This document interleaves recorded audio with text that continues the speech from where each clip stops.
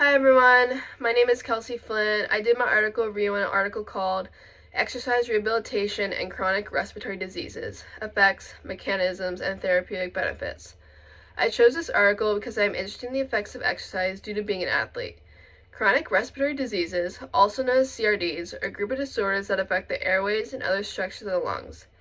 The amount of CRD cases has increased each year over the last 3 decades due to factors including environmental exposure, poor lifestyle habits, air pollution, smoking, and alcohol consumption. This article presents findings from multiple studies that reveal the effects of resistance aerobic exercises on patients with certain CRDs, including chronic obstructive pulmonary disease, bronchial asthma, bronchiectasis, interstitial lung disease, and lung cancer. And here are the findings. Through all the combined results, the suggested consensus is that exercise training is an effective way to reduce pulmonary and systemic inflammation, decrease symptoms, and suppress disease progression in patients with COPD. The overall conclusion of these studies is that aerobic training can be a beneficial addition to medication for bronchial asthma.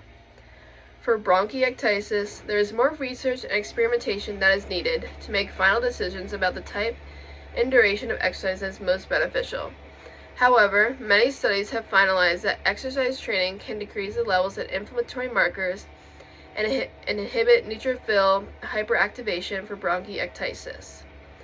For interstitial lung disease, these studies are limited and do not have confirmed suggestions. Exercise is suggested to improve the function of the body's immune system. There is a chance it could decrease lung inflammation and glucocorticoid-induced damage to the immune system, but this has not yet been confirmed. For lung cancer, it is suggested that exercise is a beneficial addition to existing anti-cancer therapies. Overall, the symptoms of several CRDs were alleviated through exercise training-based pulmonary rehabilitation. More high-quality, randomized controlled trials are needed to assess individualized training modalities in patients. More research is needed to finalize the pathophysiological mechanisms of exercises that improve CRDs. So there is hope and results that show that exercise does improve these diseases, but more research is needed to confirm everything.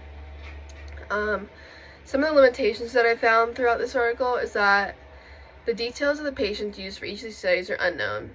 Factors like age, gender, and health history are all important factors to consider when experimenting, and they were not during this experiment. Another study that I found written by Dennis E. O'Donnell states that the age-related physiological dearrangements of pulmonary gas exchange and respiratory mechanics outlined above are exaggerated in patients in the early stages of various chronic lung diseases. This underlines the importance of using age-matched controls in studies. This study just showed that and explains that it is important that you use matched controls and that different controls can cause different outcomes.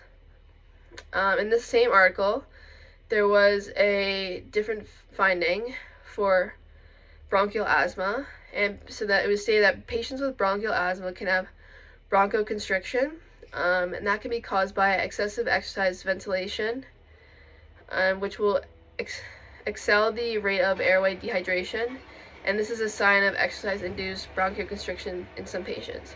So this article is basically saying that exercise can worsen the symptoms of bronchial asthma. But overall, through my findings, is that exercise is beneficial and can have positive effects on patients with lung diseases, but there still needs to be more research done to confirm all of these results.